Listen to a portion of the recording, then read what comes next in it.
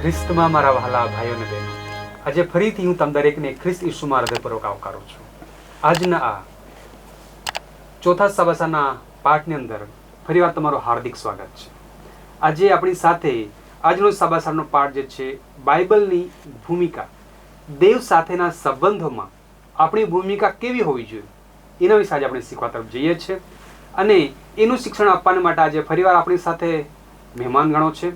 હું તેને ફરીવાર આવકારું છું અને વિનંતી કરીશ કે તેઓ આપણને તેઓની પોતાની ઓળખાણ આપશે. હું છું અલ્પેશ ગામિત અને આજનો મારો વિષય છે રવિવારનો પાઠ, સૌથી શક્તિશાળી હથિયાર, અને સોમવારનો પાઠ, શાસ્ત્ર અને તેમની સત્તા. હું છું તમારી સાથે પાસ્ટર યુસુફ ગામિત. હું આજનો મંગળવાર અને બુધવારનો પાઠ, જેની અંદર કહે છે કે બાઇબલનું સત્ય અને બાઇબલના દાવા, એના વિશે આપણે અધ્યયન કરીશું. હું છું રમેશ વાઘમારે અને મારો અધ્યયનનો વિષય છે હૃદયની સ્થિતિ. આવો આપણા સમય દરમિયાન આજનો જે સબાસારનો પાઠ છે તેમનો આપણે જે મથાળું કહે છે કે બાઇબલની ભૂમિકા આજે આપણા જીવનમાં કેવી થશે તેના વિશે છે. હવે આપણે સ્મૃતિ સૂત્રને વાંચીશું. સ્મૃતિ સૂત્ર આપણને એ પ્રમાણે કહે છે, હિબ્રુને પત્ર તેમનો 4 અધ્યાય અને 12 કલમ એવું કહે છે, કેમ કે દેવનો શબ્દ જીવંત, સામર્થ તથા બેધારી તલવાર કરતાં પણ તીક્ષ્ણ છે. તે જીવ તથા આત્માને અને સાંધા તથા મજ્જાને જુદા પાડે એટલે સુધી વિંધનારો છે, અને હૃદયના વિચારો તથા ભાવનાઓને પારખનારો છે. હિબ્રુને પત્ર 4 અધ્યાયને 12 કલમ. આવો આ સમય દરમિયાન આપણે સવાસાના પાઠના તરફ વધીએ ત્યારે પ્રાર્થનામાં જોડાઈશું. આપણા મધ્ય પાસ્ટર રમેશભાઈ વાઘમારે છે, તે આપણને પ્રાર્થનામાં દોરશે. સારો, આપણે પ્રાર્થના કરીએ.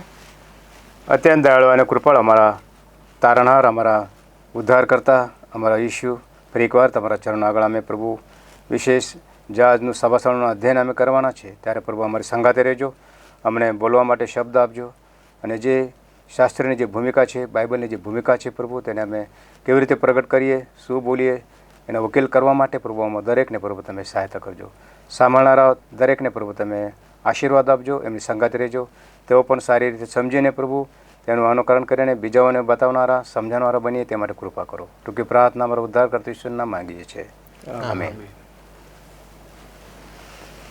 વહાલા શ્રોતાગણ, આજનો જે આપણો જે સબાસાનો પાઠ છે ઘણો જ એક રસપ્રદ છે કે આપણા જીવન બાઇબલની ભૂમિકા શું છે. અહીં આપણે બાઇબલ કોઈ એક શંકા કે પછી બાઇબલ એક કદાચ એક એવી નકલ નથી, અને પણ એક આ ઇતિહાસની એક ઘણી કે કિંમતી પુસ્તક છે. અને એમની સાથે આપણે જો છે કે આ વિશ્વમાં ઘણી બધી અલગ અલગ પ્રત, અલગ અલગ ભાષાઓમાં, અલગ અલગ જગ્યામાં એનો ઉપયોગ કરવામાં આવેલો છે. અને આ જે બાઇબલ જે છે એક ઘણું જૂનું પુસ્તક છે. ઇતિહાસકાર કહે છે કે દુનિયામાં પ્રથમ છાપવામાં આવેલો એક પુસ્તક છે. અને બાઇબલને એક સાચું રાખવા માટે ઘણા લોકોએ પોતાનો જીવ પણ ગુમાવ્યો છે. અને એના માટે આજે તમારા મારા માટે પ્રશ્ન છે કે એ બાઇબલને આપણા જીવનમાં ક્યાં સ્થાન આપીએ છીએ, આપણા જીવન બાઇબલનું મહત્વ શું છે. અને એના માટે આપણે કદાચ આપણા ઘરમાં આપણા પલંગની પાસે મૂકતા હોઈએ, કે આપણા ઘરની અંદર ઘણા પુસ્તકો હોય, એ પુસ્તકોની પાસે બાજુમાં મૂકતા હોઈએ જ્યાં ઘણી બધી ધૂળ લાગેલી હોય, ત્યાં પણ કદાચ આપણું બાઇબલ હોય, અને ભક્તિ સભાના સમયે બાઇબલને ફરીથી સાફ કરીને આપણે પ્રભુ મંદિરે લઈ જતા હોઈએ છીએ. અને પરંતુ આપણા આ અંગત અને વ્યસ્ત જીવનમાં આપણે કેવી રીતે આપણા આ બાઇબલના અભ્યાસ માટે સમય શોધી કાઢીએ છીએ, કે સમય શોધવો જોઈએ. અને એના માટે આપણે વિશેષ બાબત પર વિચાર કરવાનો છે. કેમ કે બાઇબલ જે છે એક દેવનું જીવંત અને શક્તિશાળી વચન છે, અને એમની સાથે તે આપણા હૃદયો સાથે વાત કરે છે. તે આપણે પ્રોત્સાહિત કરવા, આપણે ઘણા મોટા પડકારો આપવા માટે, અને આપણા જીવનને બદલવા માટે, આપણે જેને માર્ગદર્શનના આશા આપવા માટે છે. અને એમના માટે આ એક બાઇબલ એક જૂની સંગ્રહ કરેલી એક વાતો જ નથી, પરંતુ એ બાઇબલ એક સર્જનહારની નજીક લાવવાનું એક પુસ્તક છે. સર્જનહાર કોણ છે એને ઓળખાણ આપતું પુસ્તક છે. અને એમની અંદર એક સુંદર, એક ગુપ્ત, એક માર્મિક બાબતો પણ સમાયેલી છે કે જે ખ્રિસ્તના સાથેના વધુ સંબંધો નજીક બનાવવા માટે ઉપયોગી છે. અને એમની સાથે આપણે દેવની સાથે આપણા શ્રેષ્ઠ સંબંધો કેવી ના બનાવી શકીએ, એના માટે માર્ગદર્શન આપતું પુસ્તક છે. એના માટે આપણે વિશેષ આ વાતને ધ્યાનમાં રાખવાનું છે કે આજે આપણે આ પુસ્તકમાંથી ઘણું બધું કંઈક શીખનારા છે અને આપણા જીવન બાઇબલની શું ભૂમિકા છે એ બાબતને આપણે સમજીશું. ત્યારે આવો, આપણી પાસે આજે મહેમાનો છે, ફરીવાર આપણને આ પુસ્તકને એક ઘણી જ મહત્વની બાબતો તરફ આપણે દોરશે. ત્યારે આવો, આપણા મહેમાનો છે તે આપણને આગળના ભાગમાં દોરશે.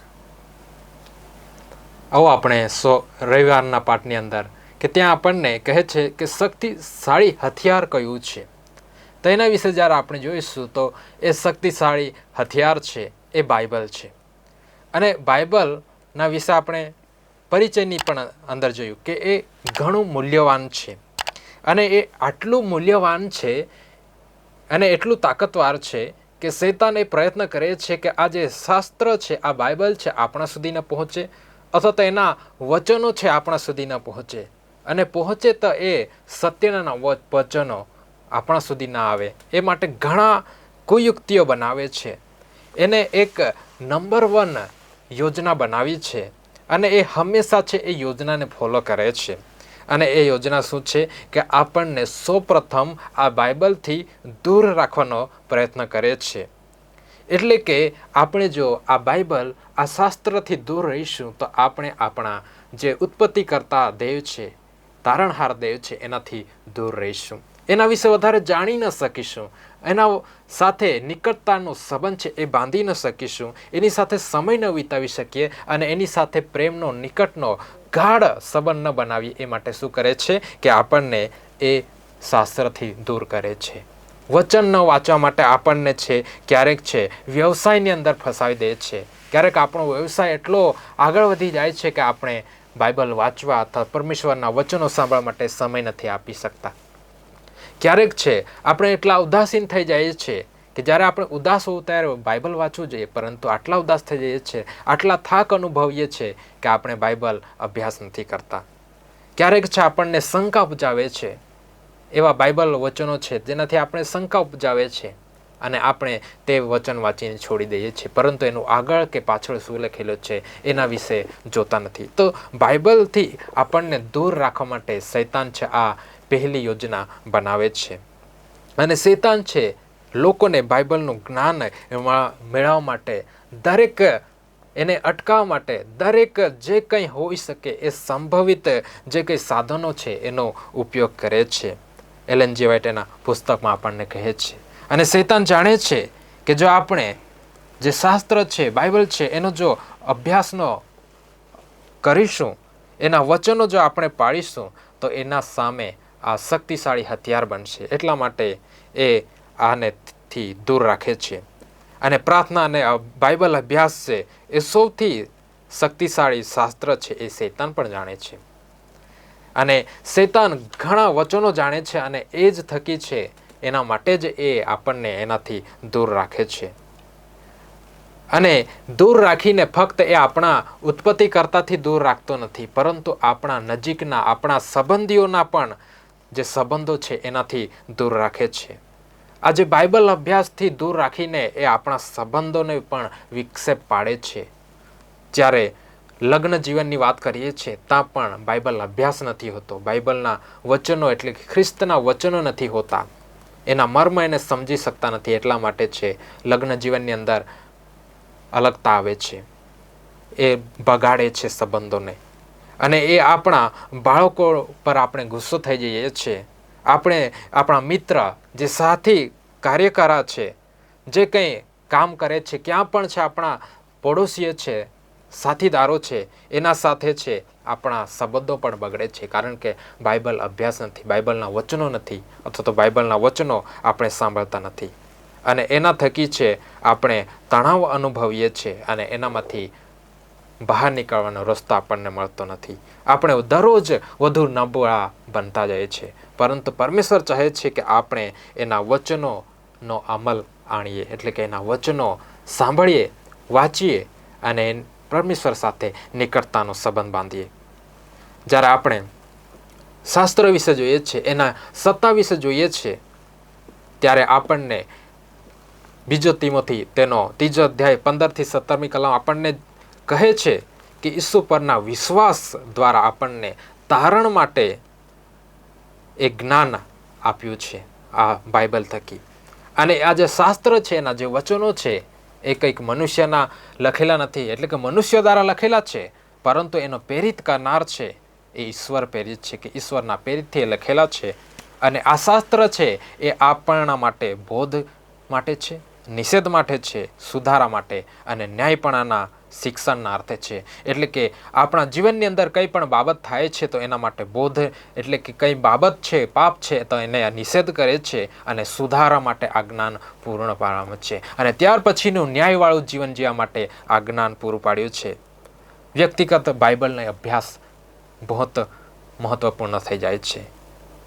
જ્યારે પણ આપણે બાઇબલ અભ્યાસ કરીએ ત્યારે એવું ન કરીએ કે આપણે ફક્ત આંખો બંધ કરીએ અને કોઈક બાઇબલના વચન પર આંગળી મૂકીએ અને એ વાંચન વાંચીને બંધ કરી દઈએ. આવું વાંચન ન કરીએ, આવો અભ્યાસ ન કરીએ. પરંતુ દેવ ચાહે છે કે એ યશાયા તેનો 53મા અધ્યાયની અંદર કહે છે કે માર્ગો, વિચારો તથા જે એની યોજનાઓ છે એ આપણા કરતાં ઊંચા છે. એ ચાહે છે કે આપણે એની સાથે વાત કરીએ. એ ચાહે છે કે આપણે એની સાથે વધુ નિકટતા આવીએ. જ્યારે બાઇબલના કેટલાક વર્ણનો છે, જ્યારે પરમેશ્વરની સાથે એના લોકોની સાથે વાત કરે છે, જેવી રીતના દેવે છે એ હનોક સાથે, ઇબ્રાહિમ સાથે, મૂસા સાથે અને યાકૂબ જેવા લોકો સાથે વાતચીત કર્યું. અને ઈસુ ખ્રિસ્તે જ્યારે એની સુવાર્તાની અંદર છે લોકો સાથે વાતચીત કરી, એવી જ વાતચીત આજે શાસ્ત્ર થકી આપણા સાથે કરવા માગે છે. પરંતુ શું આપણે એ શાસ્ત્રને માનીએ છીએ? આજે આપણે આપણા મર્યાદિત જ્ઞાન અને ખામીયુક્ત તર્ક પર આધાર રાખીએ છીએ, પરંતુ આપણે ઈશ્વરના જ્ઞાન પર આધાર નથી રાખતા. આપણને દેવનું જે સત્યનું વચન મળ્યું છે એના પર આધાર ન રાખીતા છે. એટલા માટે આપણે બાઇબલના સત્યના વચન પર આવીએ અને એ સત્યના વચન પર આપણે મનન કરીએ. બાકીનો સમય આપણને અભ્યાસની અંદર પાસ્ટર ઈસુભાઈ દોરશે. ઓકે વાલાઓ, આ સમયે આપણે મંગળવારનો જે પાઠ છે તેમનું આ શીર્ષક છે કે બાઇબલનું સત્ય. બાઇબલ જે છે કઈ સત્યતા બતાવે છે એના વિશે આપણે અધ્યયન કરનાર છે.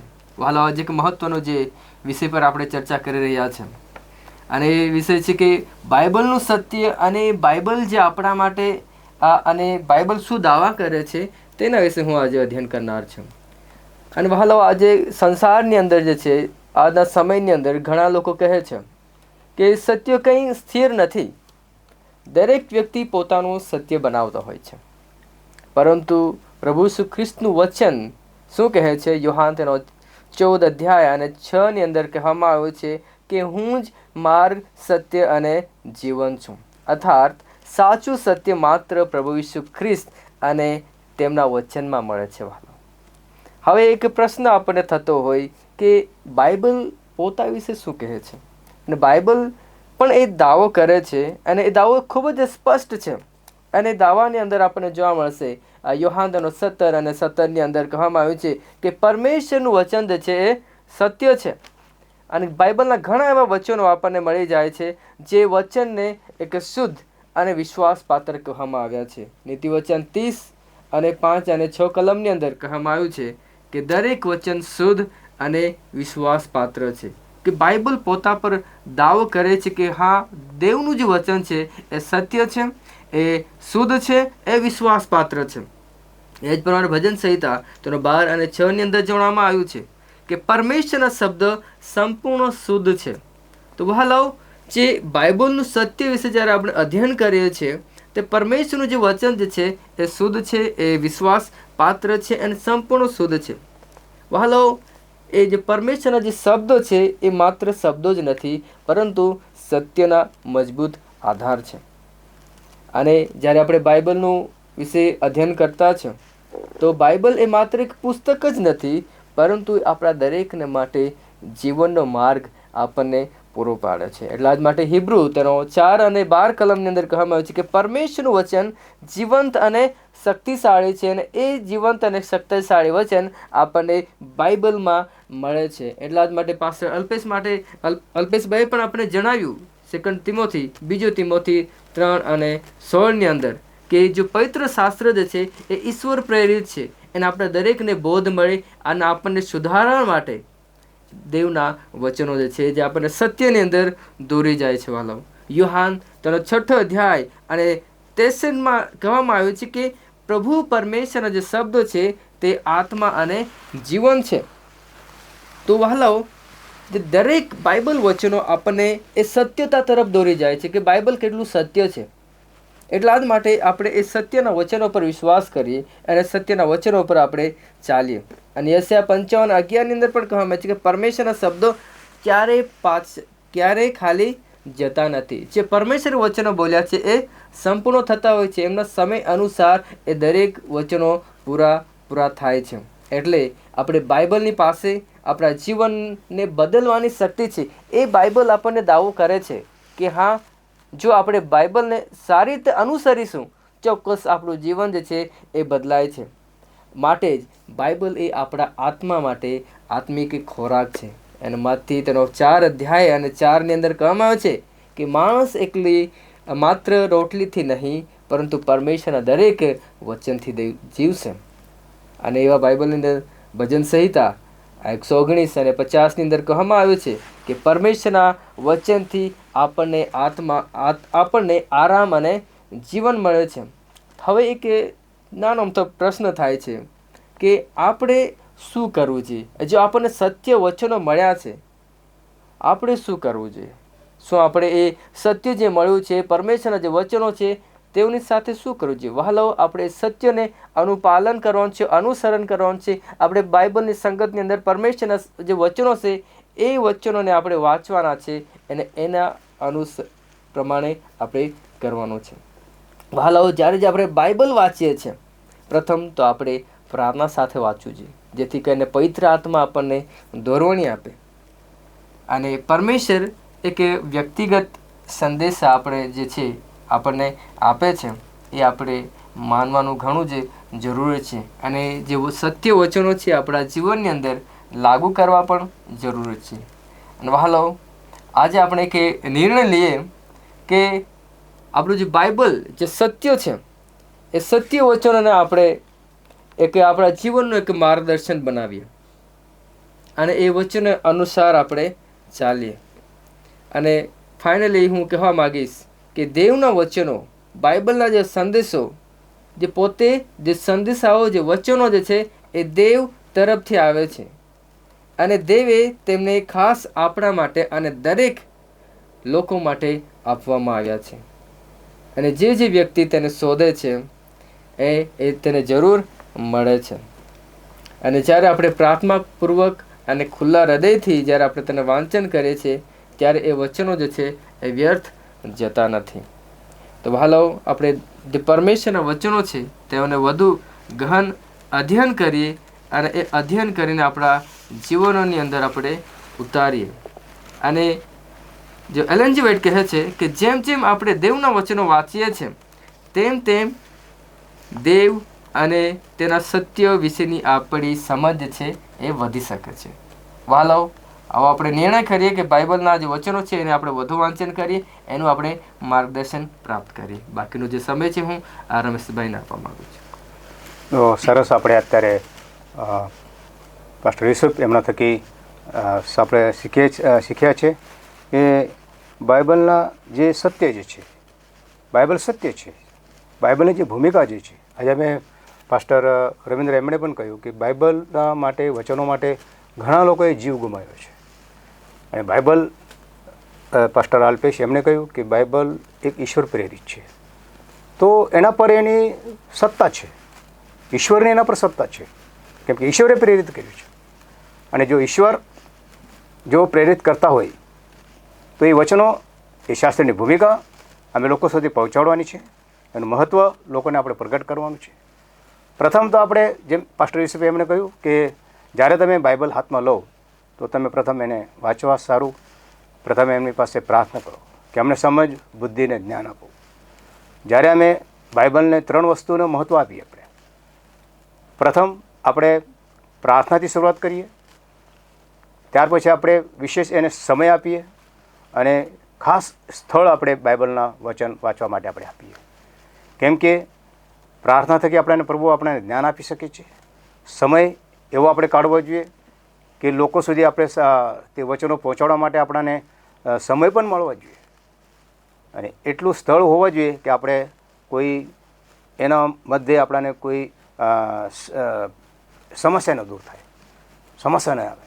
તો સમસ્યા આવવાથી આપણને બાઇબલ પૂરું આપણે વાંચી શકતા નથી અને સમજી શકવાનું નથી. તો આપણે પૂરા હૃદયથી, અયુબ કહે છે કે તેનો જે બોધ છે, પ્રભુનો જે બોધ છે તે અમારા મુખ દ્વારા પ્રગટ થવો જોઈએ. અને ક્યારે પ્રગટ થશે? કે જ્યારે તેના વચનો અમારા હૃદયમાં ભરી રાખીએ. અમે તેના વચનો જ્યારે અમે ભરી રાખીએ, શૈતાન પર દેવના વચનો જાણે છે, તો અમારે કેટલા ભરી રાખવા પડશે.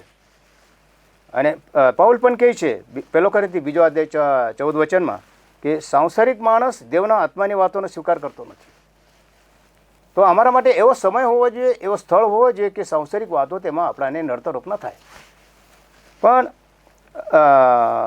કેમ કે તે જે બાઇબલની જે વાતો છે તેને મૂર્ખતા સમાન લાગે છે, અને તેઓ આધ્યાત્મિક રીતે સમજતા નથી. તો આપણે આ બધી બાબતો સમજવા માટે આપણે એક સ્થળ, એક સમય, એક પ્રાર્થનાનો ઠેકાણો હોવો જોઈએ, પ્રાર્થનાનો સમય હોવો જોઈએ, પ્રાર્થનાનું સ્થળ હોવો જોઈએ. પાઉલ કહે છે કે જ્યારે અમારી પાસેથી સંદેશોનું વચન એટલે દેવનું વચન સાંભળીને સ્વીકાર્યું, જ્યારે અમે સ્વીકાર્યું ત્યારે તેને માણસોના વચન જેવું નહીં પણ જેમ તે ખરેખર દેવનું વચન છે તેમ તેને સ્વીકાર્યું. એ કારણ માટે અમે દેવને આભાર સ્તુતિ નિરંતર કરીએ. તે જ વચન તમારા વિશ્વાસીઓમાં પ્રેરણારૂપ થશે. અમે આ વચનો પ્રેરણારૂપ ક્યારે થશે? કે જ્યારે અમે આભાર સ્તુતિ સાથે પ્રભુ પાસે આવીએ. અને એવી રીતે અમે જોઈએ છીએ કે જ્યારે આપણે વિશ્વાસ કરીએ છીએ ત્યારે દેવના વચનો આપણામાં કાર્ય કરે છે. વિશ્વાસ, એના માટે વિશ્વાસ પણ જોઈએ કે જેથી આપણે કાર્ય કરી શકીએ. જ્યારે અમે બાઇબલ ખોલીએ છીએ ત્યારે આપણે માનીએ કે દરેક પૃષ્ઠ પર દેવના શબ્દો છે જે તમારા હૃદયને બદલે છે, ખરેખર તમારી સાથે વાત કરે છે અને તમારા જીવનમાં તે કાર્ય કરી શકે છે. તો બાઇબલ ઘણું બધું આપણા વિશ્વાસને અને આપણા અપેક્ષાઓ પર આધાર રાખે છે. અમારો વિશ્વાસ કેવો છે, કેટલો મોટો છે, અને અમે વિશ્વાસુ છે કે નહીં એ જાણે છે, અને આપણી અપેક્ષા પર તેનું બધું આધાર રાખે છે કે આપણે બાઇબલ ખરા હૃદયથી અમે વાંચીએ છીએ કે ખરા હૃદયમાં અમે એને સમાટી લઈએ છીએ કે. તો ભલે આપણો વિશ્વાસ રાયના દાણા જેટલો કેમ ન હોય, લુકના 17 અધ્યાયમાં કહે છે કે તો પણ પ્રભુ પર વિશ્વાસ રાખશો તો તમે જે કંઈ માગશો તે તમને આપશે. અને બાઇબલ એવી વસ્તુ છે કે અમને પ્રભુનો અનંતકાલિક જીવન આપણે માગીએ તો તે આપણને આપવો તૈયાર છે. એટલું મહત્વનું છે બાઇબલ એક મહાન હેતુ એ છે કે પ્રભુ સાથેના આપણા સંબંધની સ્થિતિ અને તેને કેવી રીતે આપણે મજબૂત બનાવો તે વિશે આપણા જીવનમાં આપણે સત્ય બોલવું જોઈએ. અને સત્ય બાઇબલમાં છે. અને જો અમે સત્ય ના બોલતા હોય, બાઇબલ વિશે સત્ય ના શીખવતા હોય તો લોકો અને પ્રભુનું નામ એમાં બદનામ થશે. લોકો આપણને કહેશે કે આ અસત્ય કેમ બોલે છે, સત્ય કેમ બતાવતો નથી. અને એ જ આજે સત્ય બાઇબલમાં જે કંઈ સત્ય હોય તે આપણે હૃદય સ્વીકારીને લોકોને પ્રગટ કરીએ. દરેક બાબત જે સત્ય હોય તે આપણે ઢાંકી ન રાખીએ, તેના તરફ આપણે આંખ બંધ ન કરીએ, પણ સત્ય તે સત્ય જ આપણે બોલીએ. તો હંમેશા ભલે તે આપણે ગમે તેટલા બાઇબલના આપણે અધ્યયન કરતા હોઈએ, પણ સત્યને જાણવું અને સત્ય પ્રગટ કરવું. કેમ કે પાસ્ટર યુસેફ એમણે કહ્યું છે કે 17મા અધ્યાય 17 વચનના સત્ય તમે જાણશો, સત્ય તમે પ્રગટ કરશો, અને એ આત્માથી કામ થશે. જ્યારે આપણે બાઇબલનો સંપર્ક કરીએ છીએ ત્યારે મારા હૃદયની અને મારા વિચારોની શું સ્થિતિ છે, મારા મનની શું સ્થિતિ છે તે પણ આપણે અભ્યાસ કરવો જોઈએ. કે ફક્ત મારા મંતવ્યો બાઇબલના ન્યાય ઠરાવવામાં સાથે આપણે કરીએ છીએ, બાઇબલને આપણે ન્યાય નહીં ઠરીએ, બાઇબલના બહાર નહીં જઈએ, બાઇબલમાંથી જ આપણે જાણી શકીએ છીએ. અને અથવા તો આપણું હૃદય જે છે કે આપણું મન જે છે તે ખુલ્લું રાખીએ બાઇબલ વાંચતી વખતે, કે આપણે પ્રભુ પાસે પ્રાર્થના કરીએ કે અમને જે સત્ય છે તે બતાવો. કેમ કે યોહાન 6 અધ્યાય તેમાં કહેવામાં આવે છે કે પ્રભુનું વચન સત્ય છે. 14 વચન 6 વચનમાં માર્ગ સત્ય તક જીવન ઊંચું. અને અમે જે પ્રભુનો માર્ગ છે, જે પ્રભુનું સત્ય છે, જે પ્રભુ આપણું જીવન આપનાર છે તે આપણને ક્યારે જાણવા મળશે? પ્રભુના વચન થકી. આપણે પહેલાં આપણું મન ખુલ્લું કરીએ, આપણે હૃદય ખુલ્લું કરીએ, અને પ્રભુનો સ્વીકાર કરીએ. કેમ કે આપણે બધાએ નિરાશ, એલન જ વ્હાઇટ કહે છે કે આપણે બધાએ નિરાશા, થાક અને તણાવનો અનુભવ આપણે કર્યો છે, અને તે મનની સ્થિતિ આપણા મોંમાંથી જે બહાર આવે છે તેનાથી બદલાઈ જાય છે. અને આપણે તેનાથી વિપરીત જ્યારે અમે આપણું હૃદય કોઈના માટે પ્રેમથી છલકતું હોય, જો કોઈના માટે આપણને પ્રેમ વિશે વાત કરવાની હોય, બાઇબલ વિશે વાત કરવાની હોય, તો ત્યારે આપણા શબ્દો આપણા મુખમાંથી પાણીના જેમ વહેશે. એ જ રીતે દેવના વચનો આપણા હૃદય અને આપણા પ્રત્યેના તેમના ઈરાદા વિશે બોલશે જ. એ વિચારો આશ્ચર્યજનક છે. કેમ કે આ બધું ખૂબ જે કંઈ શબ્દો છે, જે કંઈ સીધા દેવના હૃદયમાંથી નીકળેલા વચનો જે ઈશ્વર પ્રેરિત છે, અલ્પેશભાઈ કીધું છે, પાસ્ટર અલ્પેશે, એ ઈશ્વર પ્રેરિત છે, દેવના હૃદયમાંથી નીકળ્યા છે, તે આપણા હૃદયમાં બેસવા જોઈએ અને આપણા હૃદયમાંથી બીજા સુધી પહોંચવા જોઈએ. બાઇબલ આપણા કબજામાં છે. બાઇબલ પર દેવની સત્તા છે, શાસ્ત્રમાં દેવની સત્તા છે, અને બાઇબલ આપણા હાથમાં હોય તો સમગ્ર ઇતિહાસમાં ઈશ્વરના વચનો જે શક્તિ ધરાવે છે તે જેવું ખરેખર આપણને અવિશ્વસનીય જેવું લાગે, પણ એલન જી વ્હાઇટ હજુ પણ કહે છે કે બાઇબલને સારી નૈતિક સૂચનાના પુસ્તક તરીકે માનવું તે એક બાબત છે. જ્યાં સુધી તે સમયની ભાવના અને વિશ્વમાં આપણી સ્થિતિ સાથે સુસંગત છે ત્યાં સુધી તેનું ધ્યાન રાખવાની જરૂર છે. ખરેખર તે માનવું એ બીજી બાબત છે.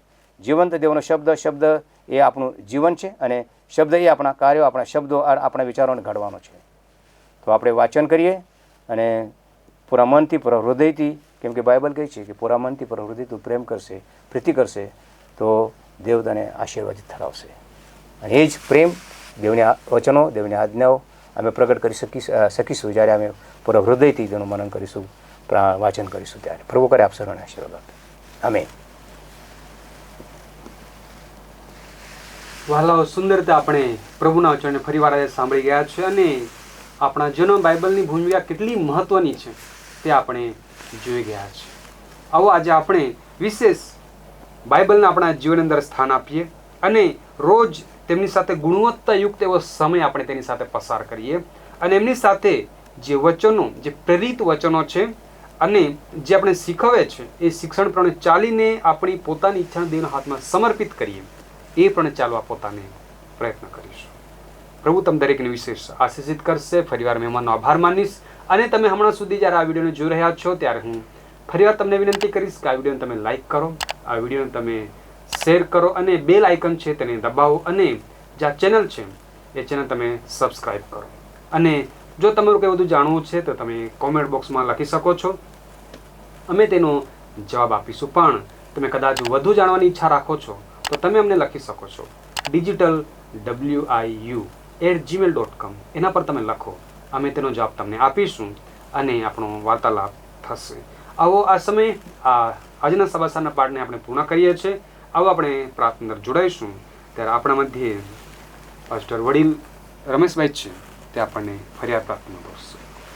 પ્રાર્થના કરીએ આપણે. પવિત્ર મારા સામર્થ્યવાન પ્રભુ ઈશુ, ફરી એકવાર અમે આ સભાશાળાના અધ્યયનમાં પ્રભુ જે શીખ્યા, જે સમજ્યા, જે બોલ્યા પ્રભુ, એને તમે આશીર્વાદિત કરજો. જે સમજ શક્તિ પ્રભુ અમે તમારી પાસે માંગીએ છીએ તે તમે આપો. જે અમે ખરેખર પ્રભુ તમારા શાસ્ત્રની ભૂમિકા, બાઇબલની ભૂમિકા લોકોના આગળ પ્રગટ કરીએ.